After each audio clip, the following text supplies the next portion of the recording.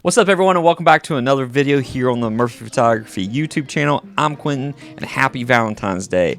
Today's video, if you're looking for whether you're a professional photographer or if you're just an amateur that's trying to get some intimate photos, this video today is definitely for you. We're going to talk about a couple of poses, some of my go-to poses, some of the things that you look for in photo and video, how to make your couples look very intimate and overall get the best quality image for you. So let's dive right into it. So whether you are doing an icebreaker, if you're just meeting the couple for the first time, or if you know the couple for a long time, these are some really good warm-ups. So you can do hand in hand, you can go forehead to forehead, or you go cheek to cheek.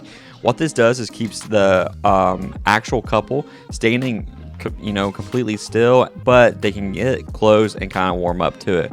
Once you kind of break out of that shell, you can start adding movement to it. So some of my go-to poses, especially with movement, I love doing one that's called the drunk walk.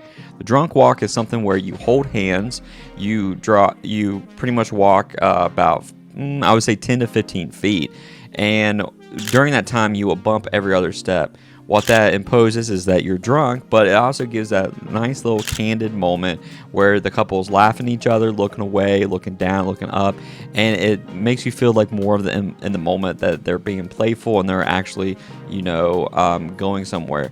I love doing this for photos, probably more than video, because in video it actually looks kind of weird, but for photos it looks amazing. It's my go-to one. I love it because I love shooting those couples more in a candid atmosphere other than trying to actually pose them.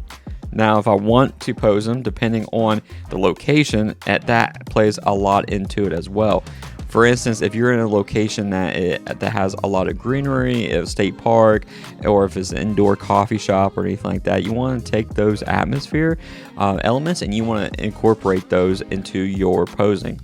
I like to do one, especially when I'm outside. The guy will actually sit down, the girl will get on top of him, and this is for like a wide shot. The girl will actually arch her back a little bit, and then I can shoot back pretty wide.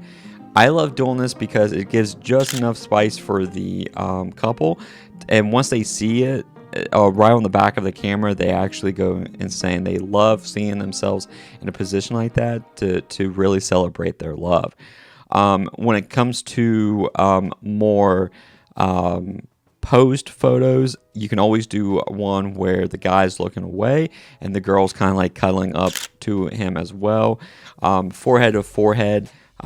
Kissing with teeth is another one. I know that sounds really crazy, but what that does is you're smiling and you're getting that moment just before the kiss, which for photos is the money shot.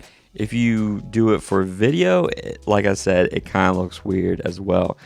One thing for video that you can always do, and I'll show some examples while I'm talking through this, is you can do some twirls. You can do a little bit of the bump if it's only one time.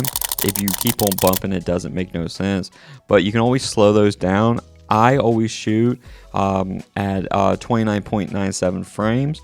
What that does is I can move that down to about 60% in Premiere and Post, and it gives that real buttery smooth effect. So it's that dreamy effect that if a twirl happens, it's not too slow, it's not too fast, and it kind of is, for me, is like the sweet spot for video. So what you want to do is really make those couples feel very comfortable, whether it's just talking to them during the session.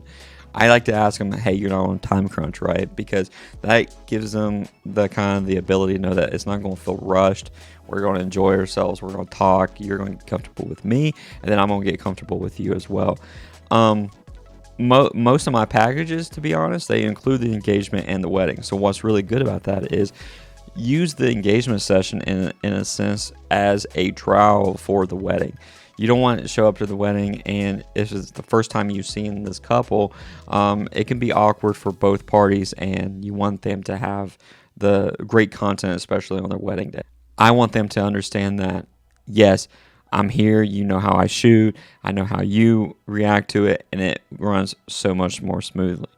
Now, with different types of outfits, you might have different types of posing, so always remember that as well. So if you have like a longer dress, you might not want to put her on top of him. If she's wearing like a short skirt, you don't want to do that as well.